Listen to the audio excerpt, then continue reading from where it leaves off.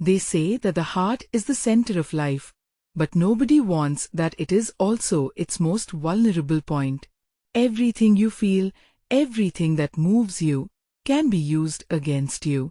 It was precisely this truth that inspired one of the most ruthless mental training in history. Like Machiavelli, you trained to feel nothing and win everything. But this is not just his story, it is a guide for you, because at the end of this path, you will also know how to feel nothing and win everything, not to become stone, but to become someone that nobody can manipulate. In a world where everyone reacts, you will learn to remain still. Where others are disarmed by impulse, you will become impenetrable. Because the secret is not to feel less, but to feel with surgical precision. Machiavelli understood that whoever dominates their emotion dominates the entire board, and you are about to do the same. Every word you hear in this story will be a piece of training that transforms weakness into advantage, fear into strategy, pain into silent power. It's not about escaping emotional chaos, but using it as fuel, not about fleeing from your shadows, but making them work for you.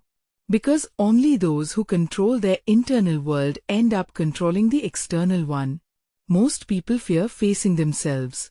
They are scared of their shadow, their contradictions, their capacity to destroy or manipulate, but that's the point that keeps them weak.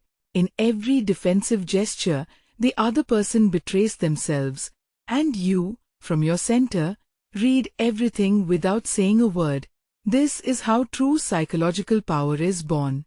When your mind no longer dances to the rhythm of external stimuli, when the world screams and you choose silence, when everyone reacts and you remain in stillness, it is not passivity, it is mastery. Whoever controls their emotional energy controls the narrative. And whoever controls the narrative has already won without moving. There's a point in training where silence ceases to be resistance and becomes language. You start to notice how others fill the voids you create. They hurry you, provoke you, demand a response from you, and you just observe. The void becomes a mirror, and each person projects their anxiety, guilt, and desire. Your silence forces them to confront their own disorder. And there you discover a brutal truth. Most people cannot bear silence because it reveals what they are. You do not need to demonstrate power. You embody it. Your words become rare, your gestures minimal, but every action carries intention. You learn to speak less, to look more, to move when no one expects it. Mystery becomes your shield and your weapon. And in that contained space, a form of respect is born that is not requested, it is imposed. People start to correct themselves around you, to measure their words, to reconsider their movements, not because you control them, but because you disconcert them. They no longer know how to read you. This is the beginning of invisible mastery, the power of one who does not react, but sees everything. The next level is deeper. It is not enough to control the reaction. You have to reprogram the meaning. What previously hurt now teaches. What previously humiliated now strengthens. Every emotion becomes data. Every experience a lesson. You start to understand that the true enemy was not the one who manipulated you, but the one who managed to manipulate yourself. Emotions are the language of the unconscious, and if you do not learn to translate them, you will live being a victim of your own interpretations. The shadow you feared becomes your map. It shows you your weak points, your hidden needs, your unresolved desires, and when you understand them, no one can use them against you. This process is not repression. It is alchemy. You transform what previously broke you into material for strength. Each dark thought, each wound, each impulse is integrated. You no longer fight against what you feel, you use it. And when you reach that point, when you master the invisible, the unconscious stops sabotaging you and begins to serve you. Emotional mastery does not distance you from the world. It returns you to the world. But in control, you start to notice what others do not see, microgestures, tones, patterns, you understand that almost no one speaks with sincerity, everyone communicates from need. Some seek approval, others power, others refuge. You, on the other hand, no longer seek, no longer beg, no longer deliver emotional information. Every word you pronounce is calculated, every silence has a purpose. And while they were themselves out trying to understand you, you study them in silence. True psychological power is not shown, it is felt. And when you reach that point, everything changes. People behave differently around you, manipulators get confused, dominants withdraw. You become a territory that no one can invade. It is there that you understand what Machiavelli discovered centuries ago. The most dangerous power is not the one that is imposed, but the one that remains still while everything crumbles around it. There is a moment in the process when solitude becomes your laboratory. You sit in front of silence, and you feel that the whole world is turning off. There are no more distractions, and there are no more masks, just you and your naked thoughts. At first, that stillness is unbearable. The mind tries to fill it with noise, with memories, with ghosts. But if you resist, something different happens. You start to listen to the truth you had been avoiding. You discover that your emotions are not enemies. True control begins when you dare to look at what you have always avoided, what you repress, what you hide, what you deny. That's what governs you. The first step towards mastery is not calmness, it's confrontation. You can't control what you don't recognize. You can't dominate what you fear to feel. The emotional world is not turned off by will, it's transformed by understanding. And this process hurts because it forces you to discover that you are not as free as you thought. From a young age, we were taught to react, to defend ourselves when we're hurt, to speak when we're accused, to explain when they doubt us. But every immediate reaction is an open door to control. Whoever dominates your impulse dominates your mind, and whoever dominates your mind no longer needs to touch you to direct you.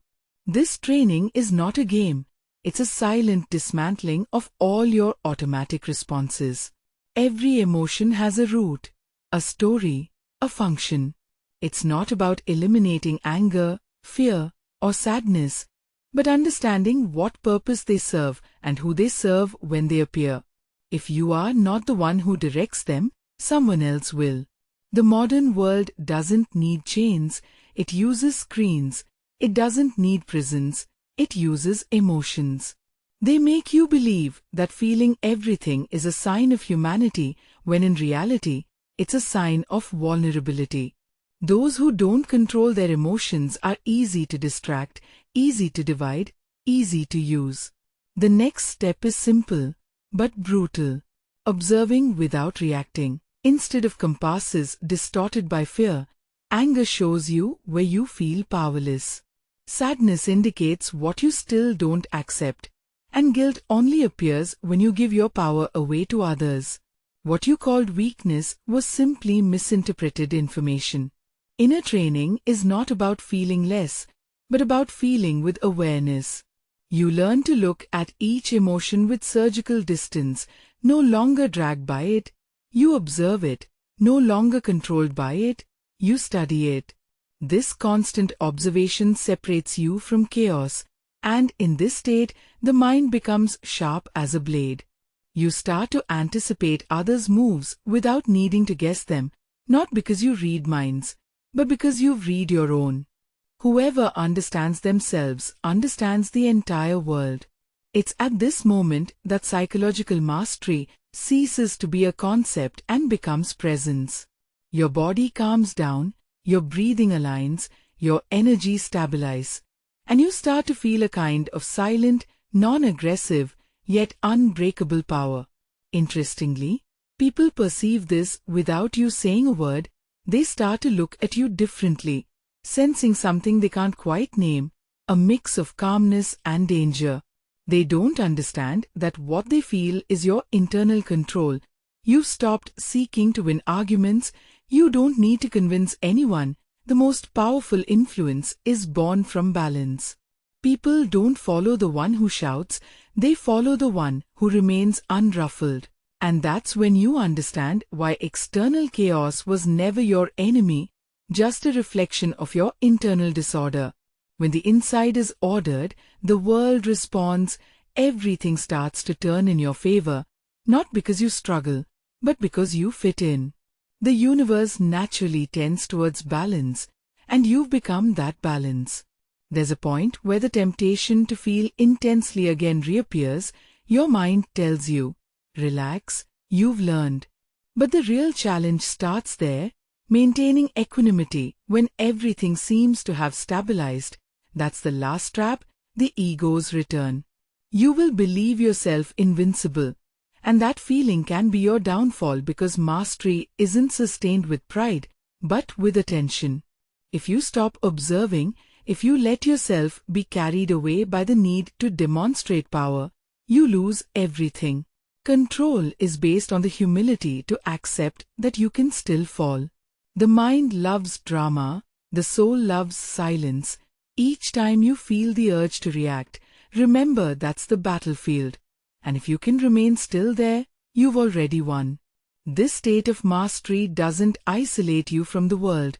On the contrary, it gives you the freedom to interact without getting lost. You start to choose your battles, your words, your bonds. You no longer approach from need, but from clarity. People feel your energy before you speak. They perceive in you something they don't quite understand, as if your emotions had a different weight. You don't rush. You don't justify yourself. You don't beg for understanding. You simply exist with purpose.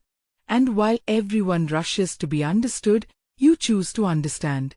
While they seek attention, you choose distance. While they shout for love, you choose calmness, because you understand something that few discover. Whoever possesses themselves doesn't need to possess anything else. That's the true victory, not the conquest of the other, but the conquest of your interior, not the control of others, but mastery over your mind. And when you get there, no power can touch you. You've seen too much. You've felt the weight of your own unconscious. You've touched your shadow. And now you understand that true mastery isn't in control, but in integration. What you once denied, you now recognize. What shamed you now gives you power. You discover that your darkness wasn't an enemy. That's where real training begins. When something hurts you and you choose silence, when something tempts you and you choose distance, when something provokes you and you choose stillness, that moment is pure power. Those who manage to sustain it begin to become invisible to manipulation. Something curious starts to happen when you learn not to react. People get restless. Those who could read you before no longer know how to do it. Your calmness becomes a mirror, and each one starts to face their own reflection. They blame you for being cold, distant, mysterious, but in reality, what they feel is fear. Fear of not being able to access you. When you dominate your emotions, you don't need to raise your voice. Control is perceived. It's a sensation that floats in the air, that imposes presence without needing to impose itself. What was once impulse is now strategy. What was once a wound is now controlled territory. And while others try to guess your intentions, you simply observe, not to manipulate, but to understand.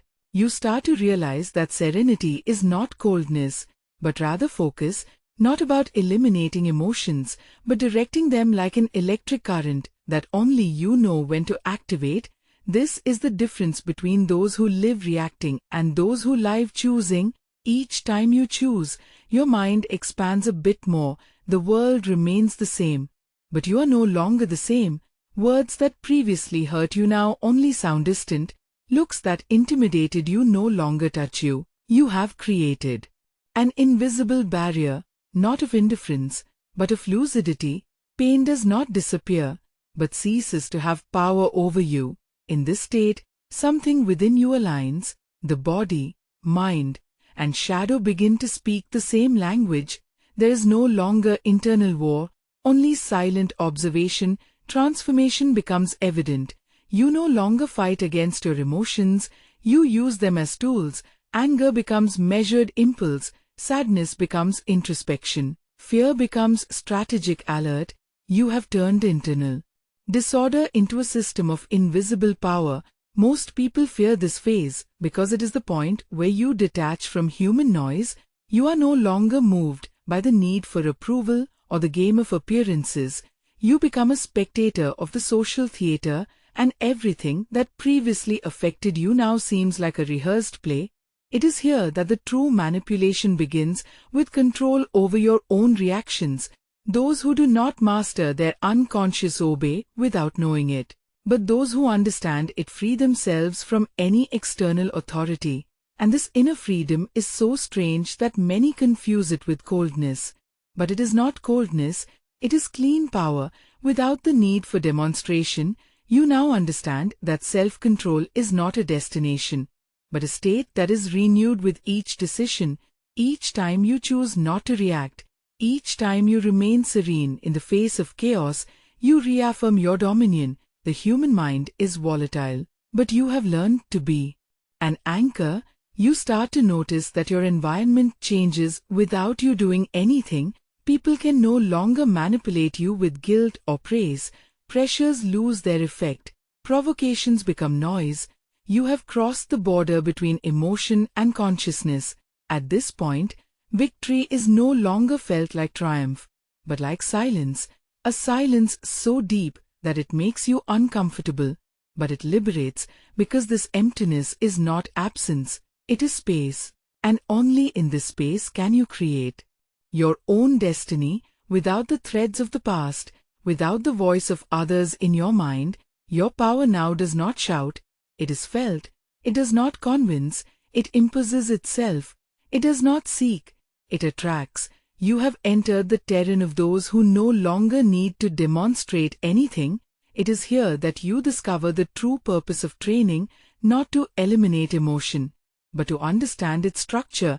Those who understand passions understand strategies. But what few understood is that the study of power was also a study of the soul, the human shadow. It should not be denied, but used with intelligence, because absolute control is not achieved by dominating others, but by knowing the depths of oneself. This is the alchemy that transforms suffering into strategy, wound into wisdom, loss into autonomy. You now embody this teaching. You are no longer a slave to impulse or a victim of desire. You have learned to stand while others fall. You have understood that feeling without losing control is not weakness, but mastery. And when you achieve it, the world looks at you differently. They do not know what changed in you, but they feel it. When you reach this point, the world ceases to be a threat and becomes a board. Each situation has its rhythm, each person their role, each word its purpose. And you, from your new consciousness, choose when to move and when to disappear. You have learned that power is not in imposing yourself. You no longer rely on applause, recognition, or even results, but rather on reading the other's movement with surgical patience. You have learned that winning is not always about conquering, but sometimes about waiting, because the one who can wait without anxiety already dominates the one who cannot.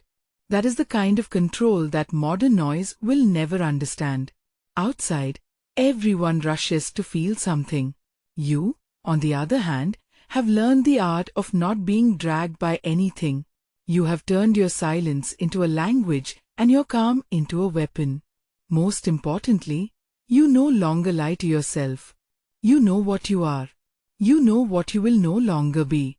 A trained soul does not seek to destroy others, but to avoid being destroyed by itself. That is the difference between the one who manipulates and the one who knows themselves. The manipulator acts out of fear, the conscious one from a position of control. You are beginning to understand that not everyone deserves access to your inner world. Not everyone can sustain your energy. Some will come to test your limits, others to reveal your lessons. And you, in silence, will decide what to allow and what to let go. Sometimes saying nothing is the most powerful act of all, not out of coldness, but out of respect for what you have built. True power is measured by what you can keep in balance, not by what you can control. And then, without announcing it, you become what many seek and few achieve: effortless presence. Psychological mastery is not a destination, it is a practice.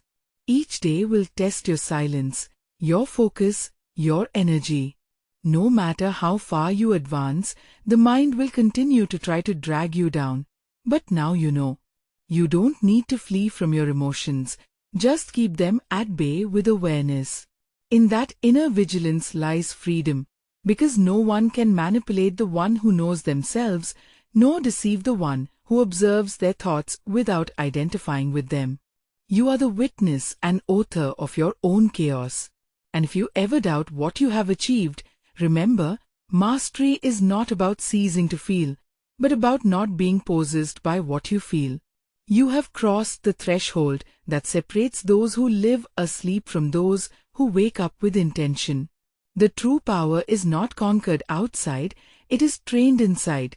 And that training, yours, has already begun. You now know how to not feel anything and win everything.